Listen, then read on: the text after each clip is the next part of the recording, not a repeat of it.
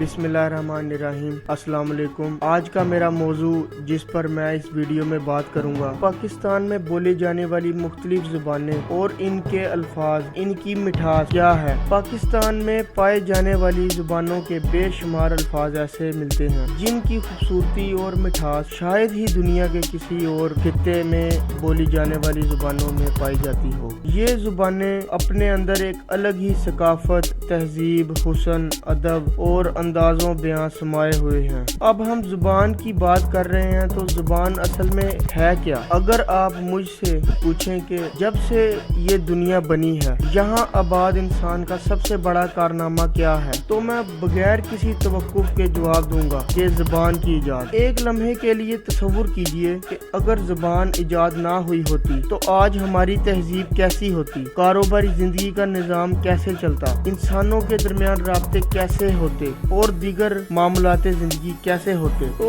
आज हम इंसान की इसी सबसे बड़ी इजाद पर बात करेंगे। ज़ुबान वो है जिसके जरिए एक इंसान अपना माज़ियल ज़मीर दूसरे इंसान तक पहुंचाता है, यानी ज़ुबान इंसान की सकाफत की पहचान करवाती है। अब हर मुल्क की एक ऑफिशियल ज़ुबान होती है, लेकिन इसके अलावा मुल्क के हर शहर या खित्ते के लोग मुख्तलिफ किस्म की ज़ुबानें इस्तेमाल करते हैं। पाकिस्तान की कौमी ज़ुबान उर्दू है, लेकिन पाकिस्तान के मुख्तलिफ इलाकों में मुख्तलिफ किस्म की ज़ुबानें बोली जाती हैं। मोहम्मद अली जिन्ना यूनिवर्सिटी कराची की एक रिसर्च के मुताबिक पाकिस्तान में तकरीबन 75 ज़ुबानें बोली जाती हैं, लेकिन चंद जो इनमें सबसे ज्यादा मशहूर हैं और ज्यादातर बोली जाती हैं के बारे में बात करेंगे। सबसे पहले बात करें अगर उर्दू की, तो जैसा कि हम सब जानते हैं कि उर्दू पाकिस्तान की कौमी ज़ुबान है और तकरीबन 8% पाकिस्तानी उर्दू बोलते हैं। उर्दू का आगाज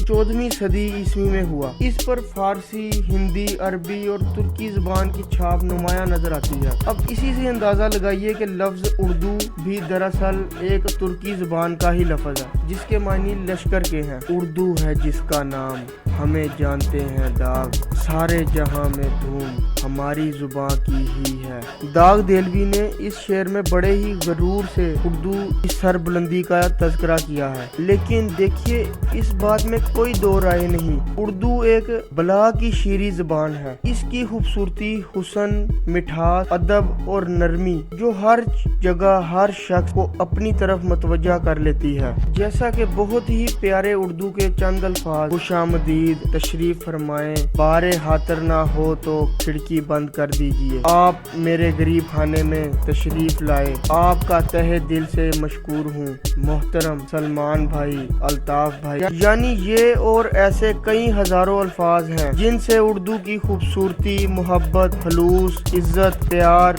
और अपनापन जाहिर होता है। उर्दू बेपढ़े लिखे को ऐसा जताती है जैसे कोई बहुत पढ़ा लिखा हो। दो लफ्ज अगर आप ढंग के बोल दें तो क्या बात है।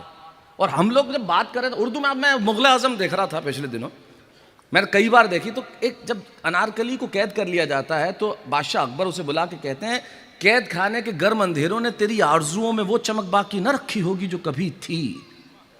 क्या खूबसूरत बात, क्या ढंग से कही है। कैद खाने के गर्म अंधेरों ने तेरी आरजुओं में वो चमक बाकी न रखी होगी जो कभी थी। अब हमको कहो जेल में तेरी ऐसी हो गई होगी।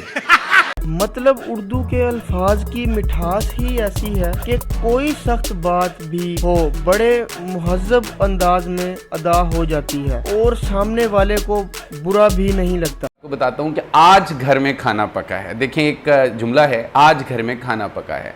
तो अगर आप इस जुमले के आज पे अगर जोर देंगे, यानी आज घर में खाना पका है, तो इसका मतलब है कि आज घर में खाना पका है, पहले नहीं पकता था। और पहले जो है वो इस घर में खाना नहीं पकता था, लेकिन आज जो है घर में खाना पका है। अगर आप इस जुमले में घर पे जोर दे देंगे, आज घर में खाना पका है, तो इसका मतलब है कि आज घर में खाना पका है, पहले कहीं और पकता था।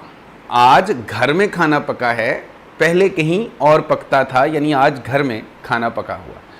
और अगर आप इस जुमले में खाने पे जोर देंगे तो आज घर में खाना पका है, यानी पहले कुछ और पकता था, आज खाना पका है। और यानी जुमले के जिस जिस लफ्ज़ पे आप जोर देंगे, कि पहले मैंने बताया कि आज घर में खाना पका, यानी आज पका है, पहले नहीं पकता था। اور اس کے بعد آج گھر میں کھانا، یعنی آج گھر میں پکا ہے، پہلے کہیں اور پکتا تھا. آج گھر میں کھانا پکا ہے یعنی کہ پہلے کچھ اور پکتا تھا، آج کھانا پکا ہے پراپر. اور اگر میں کہوں کہ آج گھر میں کھانا پکا ہے یعنی کہ پہلے کچا بنتا تھا، اب آج پکا بنا ہے، اچھا بنا ہے. تو اسٹوڈنٹس یہ اردو کے جملوں کا، اردو کے زبان کا جو ہے وہ حسن ہے. اور اردو زبان اپنے ایسے ہی حسن سے جو ہے وہ آگے سے آگے جو ہے کتنی ترقی کرتے ہوئے کون سی دنیا کی تیسری چوتھی بڑی زبانوں میں سے ہے، یہ چوتھی زبان. اگر ہم پاکستان کا جائزہ لیں تو اردو پڑھنے اور لکھنے والے لوگوں کی تعداد دن بر دن کم ہوتی جا رہی ہے. عالم تو یہ ہے جو لوگ اردو جانتے ہیں وہ بھی اردو کی تاریخ سے آشنا نہیں ہیں. چاہنے والے بہت پھر بھی میرا کوئی نہیں، میں بھی اس ملک میں اردو کی طرح رہتا ہوں. پنجابی زبان ایک خوش مزاح اور نہایت ہی خوبصورت زبان ہے. پاکستان میں تقریباً 48% آبادی اسی زبان کا استعمال کرتی ہے. اس زبان کی خاص بات یہ ہے کہ اس میں مزاح کرنا یا جگت کرنے کا جو مزہ یا لطف ہے وہ کسی اور زبان میں جگت کرنے کا نہیں ہے. اس کے علاوہ پنجابی زبان کے اچھے الفاظ جو اپنی مٹھاس خود ہی بیان کرتے ہیں، ہم ان کو مختلف مواقع پر بولتے ہیں، جیسا کہ جی آیا نو. اب یہ ایک بہت ہی خوبصورت پنجابی کا لفظ ہے. مطلب گھر میں کوئی مہمان آیا ہے اور تب یہ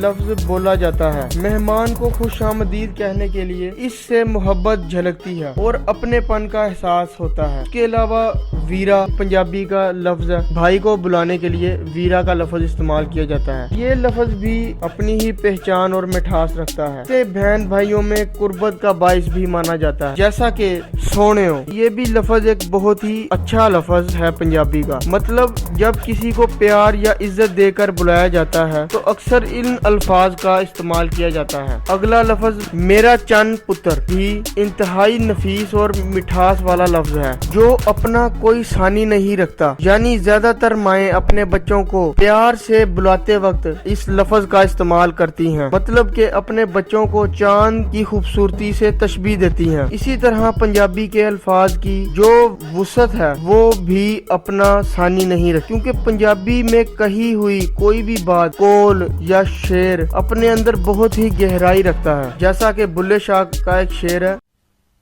غصے وچ نہ آیا کر، ٹھنڈا کر کے کھایا کر، پیار دے ایسے بوٹے لا، سارے پن تے سایا کر.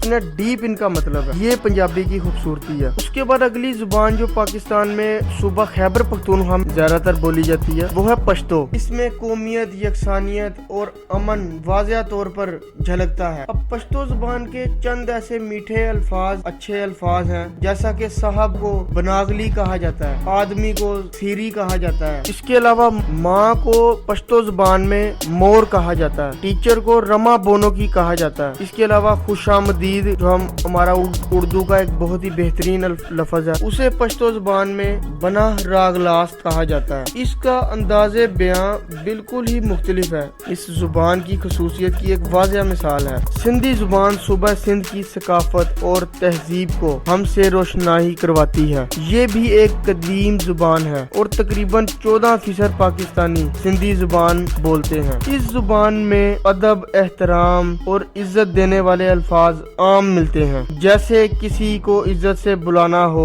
اپنے استاد کو یا قاری صاحب کو یا اپنے سے بڑے کسی بزرگ کو یا کسی بھی بڑے عمر کے افراد کو. عام طور پر ہر جگہ سندھ میں عزت دینے کے لیے سائیں کا ورڈ یوز کیا جاتا ہے. پنجاب میں سائیں کو پاگل کہا جاتا ہے، لیکن سندھ میں کسی کو عزت دینے کے لیے یہ ورڈ بولا جاتا ہے سائیں. اس کے علاوہ ایک ورڈ ہے کینا. کینا کا جو لفظ ہے یہ برے کے لیے استعمال کیا جاتا ہے، یعنی کسی کو اگر برا کہا جا رہا ہے. اس کے علاوہ اب جو قرب ہے یہ مہربانی کے لیے، شکریہ کے لیے زیادہ تر استعمال کیا جاتا ہے. اس کے علاوہ چیڑو اب مہذب لینگویج میں کہا جا رہا ہے، یعنی مختلف زبانوں میں مختلف قسم کے الفاظ بولے جاتے ہیں. یہی ان کی خوبصورتی اور مٹھاس ہے. اور اس کے علاوہ جو پاکستان میں بولی جانے والی اور مشہور زبانوں میں بلوچی زبان بھی کافی زیادہ لوگ बोलते हैं। ये ज़्यादातर बलूचिस्तान में बोली जाती है या जनूबी पंजाब में या शुमाली सिंध में असर और रसूख नजर आता है। इससे मुतल्लिक एक दिलचस्प बात यह है कि ये जुबान उर्दू के काफी करीब है। उर्दू समझने वाला बंदा इस जुबान को इंतहाई आसानी से समझ सकता है। इसके जो मीठे अल्फाज वैसे तो बेशुमार हैं। सूरत को सहनाया कहा जाता है, भाई को बरास कहा जाता है, वगैरह जैसे अल्फाज इस जुबान में भी हमें मिलते हैं। आखिर पर मैं यही कहूँगा कि पाकिस्तान में बोले जाने वाली सारी जुबानें बहुत ही खूबसूरत और अलग अलग मिठास रखती हैं। इसलिए अपनी मुल्की और इलाकाई जुबानों को ज्यादा फरोग देने की जरूरत है, या हमें उसी पर ही तवज्जो देनी चाहिए, ना कि बैरूनी दुनिया की जुबानों को अपनाएं। क्योंकि इसलिए कि 5000 साल की तारीख में कोई एक कौम भी ऐसी नहीं है कि जिसने किसी दूसरे की जुबान में इल्म हासिल किया और तरक्की की हो। एक कौम भी ऐसी नहीं है। हमसे सवाल किया जाता है कि अंग्रेजी तुम्हारा मसला है। ये कोई पुर्तगाल से नहीं पूछता, कोई ऑस्ट्रेलिया से नहीं पूछता, कोई नॉर्वे से नहीं पूछता, कोई डेनमार्क से नहीं पूछता, कोई स्वीडन से नहीं पूछता। PhDs तक हमने हमारे अपनी जुबान में कराते हैं। इसलिए कि आप किसी दूसरे की जुबान में इल्म हासिल कर सकते हैं, but you can not be creative in somebody else language. तारीख इस बात पर मोहर साबित करती है।